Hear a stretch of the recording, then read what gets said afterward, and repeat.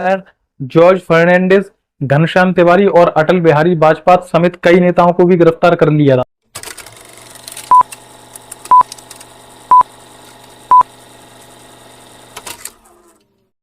नमस्कार दोस्तों, बात है 26 जून 1975 की, जब देश की प्रधानमंत्री इंदिरा गांधी ने देश में इमरजेंसी लागू कर दी थी।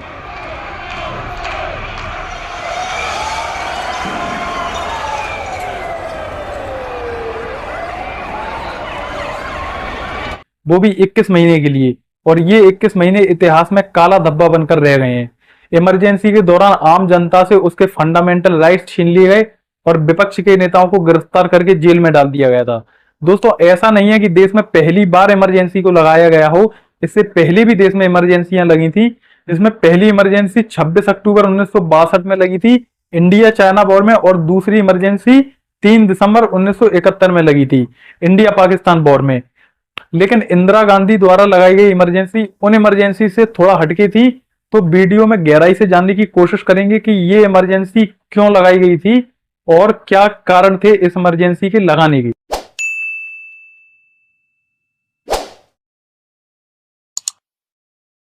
जून 1975 की सुबह राष्ट्र के नाम अपने संदेश में इंदिरा गांधी ने कहा कि देश में जिस तरह का माहौल बनाया जा रहा है, सेना, पुलिस और अधिकारियों को भड़काया जा रहा है, जो कि जयप्रकाश नारायण के द्वारा किया जा रहा है, उसमें यह जरूरी हो गया कि देश में इमरजेंसी लगाई जाए ताकि देश की एकता और देश की अखंडता की रक्षा की जा।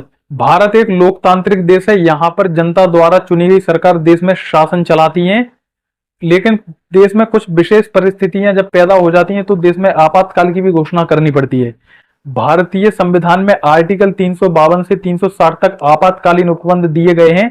आपातकालीन स्थिति में केंद्र सरकार सर्वशक्तिमान हो जाती है और सभी राज्य सरकार केंद्र सरकार के पूर्ण नियंत्रण में आ जाते हैं। भारतीय संविधान के अनुच्छेद 352 में राष्ट्रीय आपातकाल का प्रावधान दिया गया है। राष्ट्रीय आपातकाल उस स्थिति में लगाया जाता है जब पूरे देश को या किसी भाग को सुरक्षा, युद्ध, आक्रमण और सशक्त विद्रोह के कारण खतरा उत्पन्न हो जाता है। बात शुरू होती है 1969 से, जब 14 बैंकों का राष्ट्रीयकरण करने से भारत के बैंकों पर अमीर घरानों का कब्जा खत्म और राज परिवारों को मिलने वाले भत्तों को खत्म कर दिया गया था। इस फैसले से इंदिरा गांधी की इमेज गरीबों के मसीहा के रूप में बन गई थी। अपने सलाहकार और हिंदी के प्रसिद्ध कवि श्रीकांत वर्मा द्वारा दिए गए गरीबी हटाओ के नारे में इंदिरा गांधी की छवि गरीबों के मसीहा के रूप में पक्की कर दी थी। अब लोगों को लगने लगा था कि सिर्फ इंदिरा गांधी ही हैं जो गरीबों के लिए लड़ रही हैं। यही कारण है कि जब मार्च 1971 में देश में आम चुनाव हुआ तो कांग्रेस पार्टी को जबरदस्ती जीत मिली और कुल 518 सीट में से कांग्रेस को 2/3 से ज्यादा सीट 352 सीटें हासिल हुई थी। इस चुनाव में इंदिरा गांधी भी उत्तर प्रदेश के रायबरेली लोकसभा सीट से 1 लाख से ज्यादा वोटों से चुनी गई थी। उन्होंने अपने प्रतिद्वंदी और संयुक्त सोशलिस्ट पार्टी के प्रत्याशी राजनारायण को हराया था। ये रही राजनारायण की फोटो। ये राजनारायण इंदिरा गांधी के प्रतिद्वंदी थे। बताते चलें कि राजनारायण उत्तर प्रदेश के वाराणसी के प्रखर समाजवादी नेता थे। उनके इंदिरा गांधी से कई मसलों पर नीतिगत मतभेद भी थे, इसलिए वे कई बार उनके खिलाफ रायबरेली से चुनाव लड़े और हारते रहे। वर्ष 1971 में भी उन्हें हार का मुंह देखना पड़ा, लेकिन उन्होंने इंदिरा गांधी की इस जीत को इलाहाबाद हाईकोर्ट को चुनौती दी और यहीं से शुरू होता है राजनीति में उथल पुथल का दौर शुरू। राजनारायण के कोर्ट में प्रसिद्ध वकील शांति भूषण थे। हाईकोर्ट में दायर अपनी याचिका में राजनारायण ने इंदिरा गांधी पर सरकारी मशीनरी और संसाधनों का दुरुपयोग और भ्रष्टाचार का आरोप लगाया था।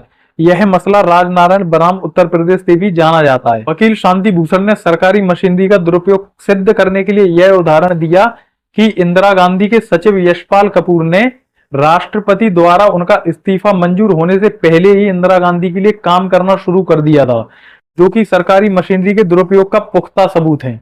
उस समय इलाहाबाद हाईकोर्ट के जज जगमोहन लाल सिन्हा ने अपने फैसले में माना कि इंदिरा गांधी ने सरकारी मशीनरी और संसाधनों का दुरुपयोग किया, इसलिए जनप्रतिनिधित्व कानून के अनुसार उनका सांसद चुना जाना अवैध है।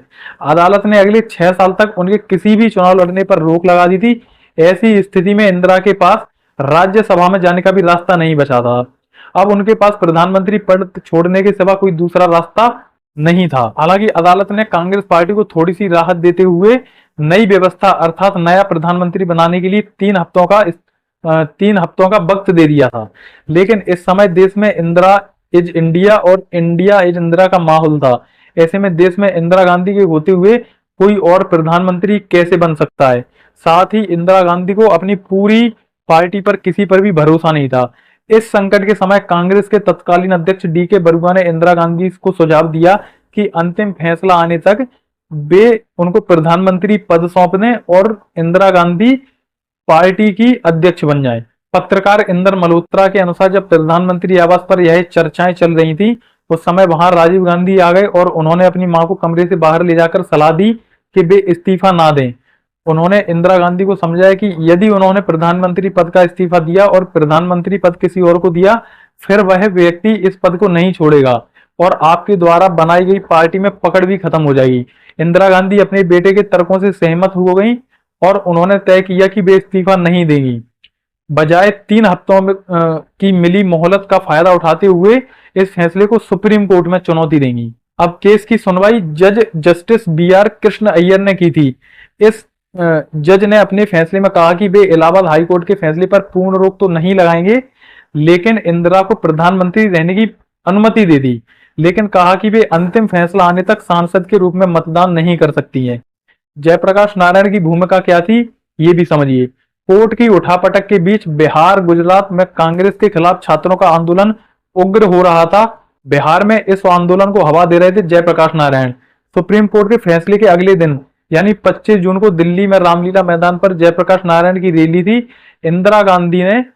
जयप्रकाश ने इंदिरा गांधी के ऊपर देश में लोकतंत्र का गला घोंटने का आरोप लगाया था और रामधारी सिंह दिनकर की एक कविता के अंश सिंहासन खाली करो की जनता आती है का नारा बुलंद किया था। प्रकाश ने विद्यार्थियों, सैनिकों और पुलिस बलों से अपील की कि वे लोग इस दमनकारी निरंकुश सरकार के आदेशों को न माने क्योंकि कोर्ट ने इंदिरा को प्रधानमंत्री पद से हटने को बोल दिया है। इस बीच रैली के आधार पर इंदिरा ने आपातकाल लगाने का फैसला लिया। इसके अलावा कुछ और कारण थे जिस वजह से इंदिरा गांधी को आपातकाल लगाना पड़ा, जिनमें से एक पहला है इंदिरा गांधी के खिलाफ पूरे देश में जन आक्रोश बढ़ रहा था। इसमें छात्र और संपूर्ण विपक्ष एकजुट हो चुका था। दूसरा, कोर्ट के आदेश ने इंदिरा गांधी को पंगु बना दिया था क्योंकि इंदिरा अब संसद में भी वोट नहीं डाल सकती थी और उनको अपनी पार्टी पे किसी पर भरोसा भी नहीं था।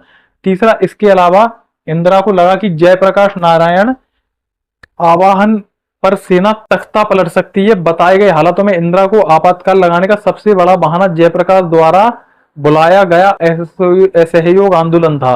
इसी आधार पर इंदिरा गांधी ने 26 जून 1975 को इमरजेंसी लगाई। उस समय देश के राष्ट्रपति फखरुद्दीन अली अहमद थे। इमरजेंसी के दौरान राष्ट्रीय स्वयंसेवक संघ यानी आरएसएस पर बैन लगा दिया गया। आरएसएस को विपक्षी नेताओं का करीबी माना गया और यह आशंका भी जताई गई कि सरकार के खिलाफ प्रदर्शन कर सकते हैं। पुलिस ने आरएसएस के हजारों कार्यकर्ताओं को गिरफ्तार करके जेल में डाल दिया था। आंतरिक सुरक्षा के तहत जयप्रकाश नारायण, जॉर्ज फर्नांडिस, घनश्याम तिवारी और अटल बिहारी वाजपेयी समेत कई नेताओं को भी गिरफ्तार कर लिया था। इमरजेंसी लागू करने के करीब 2 साल बाद इंदिरा गांधी ने अपने पक्ष में विरोध की तेज लहर देखी और लोकसभा को भंग कर नए सिरे से चुनाव कराने की सिफारिश कर दी। हालांकि यह फैसला उनकी पार्टी और उनके लिए घातक साबित हुआ। खुद इंदिरा भी रायबरेली खुद के संसदीय क्षेत्र से उनको हार का सामना करना पड़ा। जनता पार्टी पूर्ण बहुमत के साथ केंद्र की सत्ता में आई। मोरारजी देसाई देश के प्रधानमंत्री बने। वहीं संसद में कांग्रेस सदस्यों की संख्या 150 से घटकर महज 153 रह गई थी। भारतीय राजनीति का यह महत्वपूर्ण समय था क्योंकि 30 साल बाद देश में कोई गैर कांग्रेसी सरकार बनी थी। इस तरह देश में आपातकाल लगाया गया। कुछ तो दोस्तों आज के लिए इतना ही और गुजारिश करूंगा कि चैनल पर अगर नए हैं तो चैनल को सब्सक्राइब करें, वीडियो को लाइक करें। जय हिंद, जय भारत।